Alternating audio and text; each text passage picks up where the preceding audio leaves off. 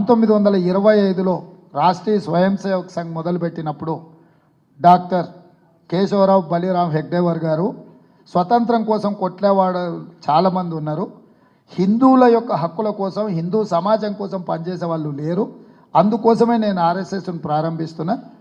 100 సంవత్సరాల లోపల ఈ దేశాన్ని హిందూ దేశంగా ప్రకటించే విధానాన్ని కార్యాచరణ తీసుకొని ముందుకెళ్తామని వారు మొదలుపెట్టినారు. ఆ రోజు ఆ 100 సంవత్సరాలు 2025 ఇప్పుడు పూర్తి కాబోతుంది.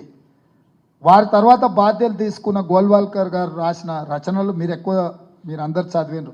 బంచ్ ఆఫ్ థాట్స్ కాకపోతే ఇతర విషయాలు. వారు రిజర్వేషన్లను వ్యతిరేకిస్తూ స్పష్టమైన విధానాన్ని మాట్లాడినరు, రాసినరు.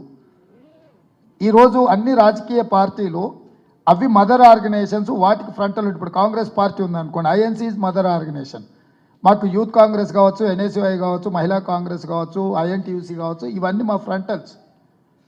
మిగతా రాజకీయ